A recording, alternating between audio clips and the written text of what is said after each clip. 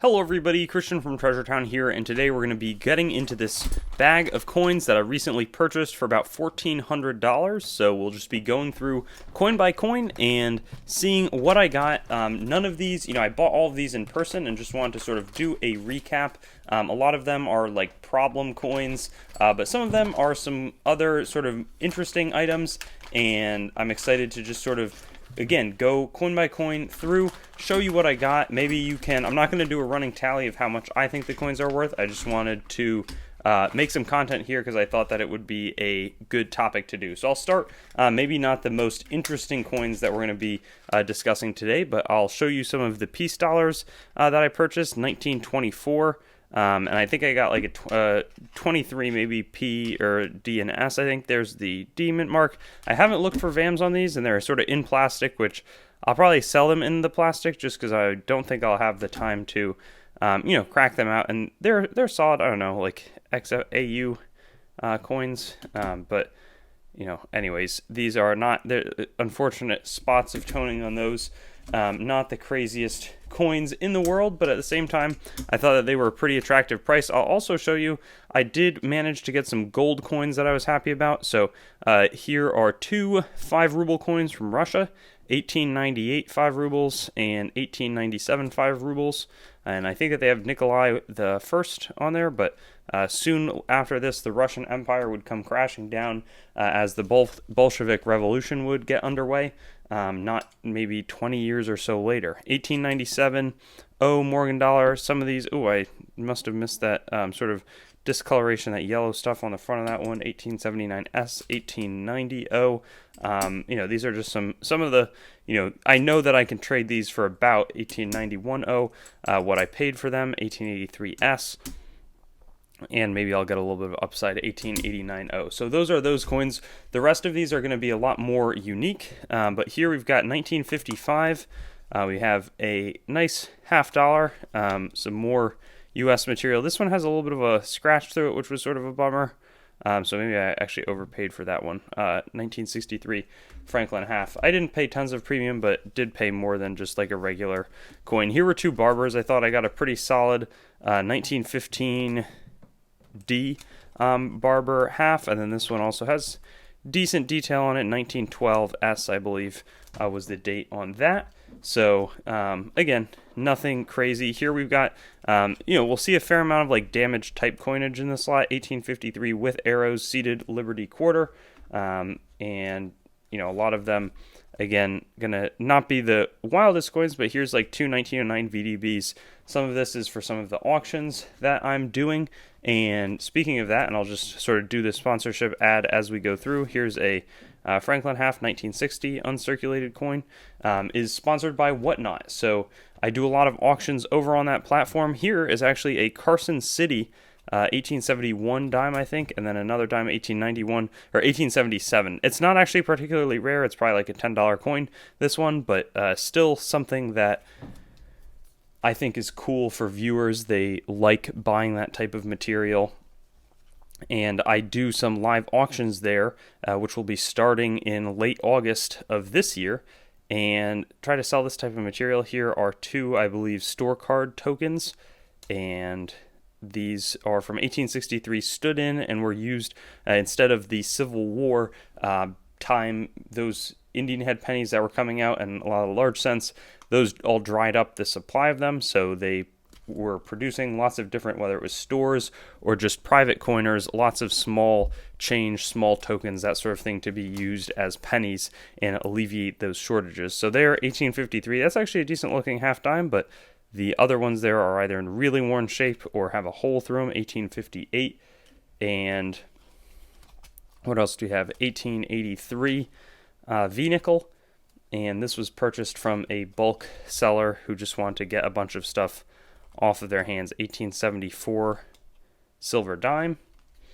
and I was able to do that for them. But they, have a lot more expensive coins that they want to deal with, and they don't want to deal with 5 holes through a half dime, and so I purchased them. I paid solidly over gold spot price for some of the gold coins. 1863, that's actually a pretty nice looking Indian head cent, but again, when you have a bunch of stuff that's just been accumulating, like damaged 1858 Flying Eagle cent, but that's still, I mean, pretty neat. It was 1857, 58. There are a few very rare ones produced in 1856 that you can look for.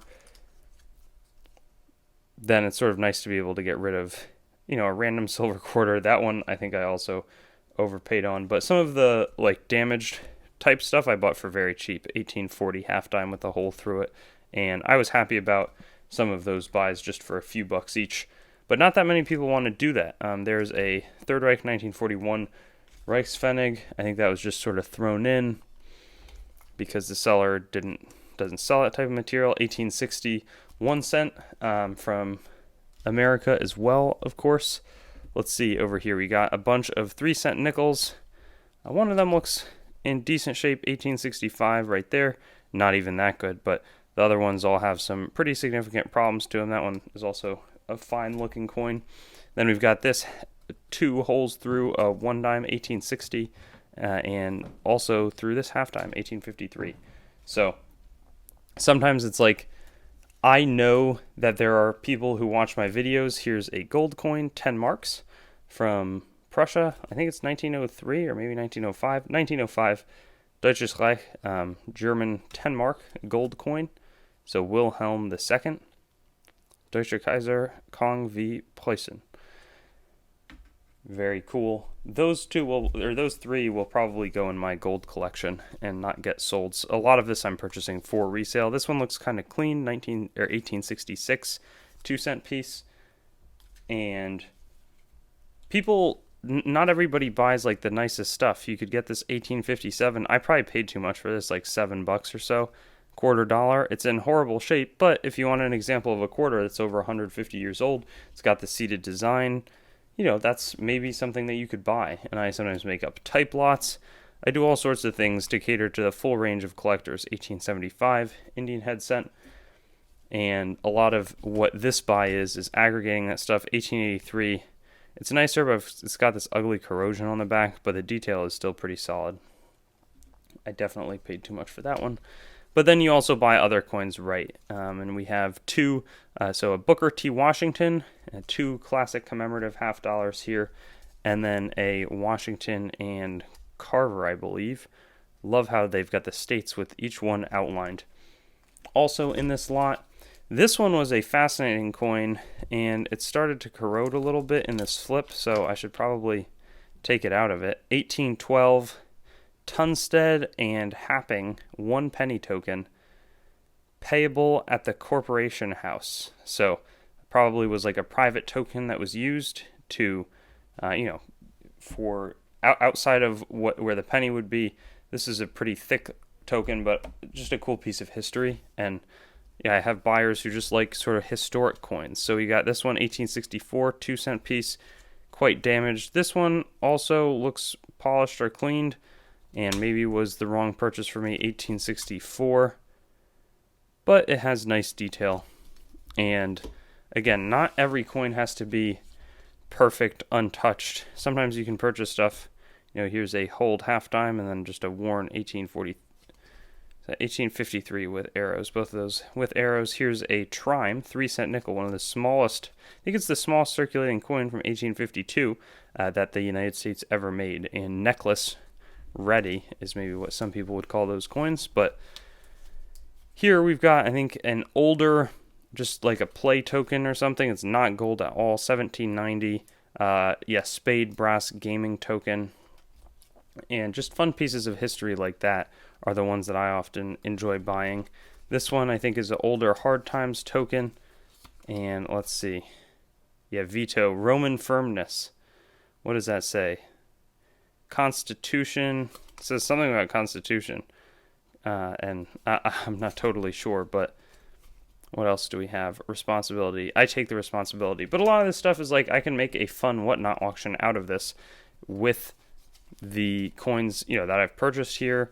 Some of them these are a lot of the less expensive things. 1867 looks like no raised shield nickel. But then some of the auctions, I'll do $100 or $200 coin, 1863 Indian head cent. But I do have a link that I'll share right now where you can get $10 off your first purchase on the platform, if you're signing up through it, I'll also get a $10 credit, 1863 Indian head cent.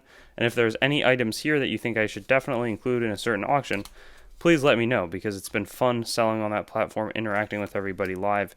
Here's 2 more 1909 VDB coins, and we get a good chat. We do a lot of giveaways when I do the streams. Here's a 1854 dime with arrows, and it looks like there's only a few more coins here, but yeah, that brings me, I guess, to the end, just to say, like, hey, come and hang out on my Whatnot streams. I'll have a direct link, and you can see when I'll be going live.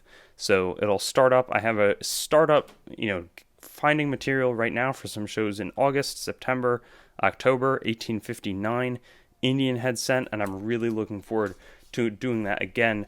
Go through my affiliate link so that you can get better deals on these coins. Here is, it looks like a $20 gold, but it's Spiel mark. It's like basically play coins in Unitate Fortitudo. I have to figure out exactly what the history and why they would produce these, but I think that they were either for kids or like almost like a token that you could use to then play games with, or sort of substitute in for the Compost Spiel Mark gaming token. Paid a little less than 19 for it. I just thought it was a fun item. And sometimes, again, just for some coin dealing strategy, you buy a ton of items. You don't expect to make every penny on them. I think I paid like 10 for this. Is it worth $10? Probably pretty close to it, but then I got a solid deal on some of the other stuff. So in conclusion, I think we have a really, really nice group of coins here. I'm glad that paid $1,400 because you can back out the gold purchases right here. So that's not an insignificant amount of gold. I know these are like 0.1245, basically 1/8 of an ounce of gold. That is not too different from that quantity of gold, I don't think. Then you have the 6 Morgan dollars, you have 5 Peace dollars, and then the rest of it, all factoring in. I think it's a fun buy, and I'll make sure to do, and show off any of the other purchases that I make, whether it's for the Whatnot auctions, like the one you can get a link to below, or if it's just, I'm buying some coins for my collection. I think this is a mix of both. Some of the stuff I'm going to hang on to. It's always fun to do that. So see you at the auction. See you on my future videos. Thanks for tuning in, and I look forward to sharing as much numismatic content with you as I can. And I realized I actually had forgotten to list some of these coins. So this one was 1793 halfpenny token, commercial halfpenny, and it's got some corrosion on it. And then there were also this group of German coins from the mid-30s, 1935, 5 Reichsmark that I purchased. I think that there were 4 of them. So just wanted to show, for completeness sake, that there were some other coins that I forgot about. But I think we saw almost everything. Maybe there's like 1 or 2 other ones that I forgot to show off, but I don't think so. I think this was quite comprehensive, and sorry to butt in late, I guess, with the added information. Thanks for watching the video. Be sure to like, comment your thoughts, and subscribe to Treasure Town, and get in touch with me on Instagram, Facebook, and Twitter. Also, check out my website, treasuretowncoins.com, for news and updates related to the channel and collectibles in general.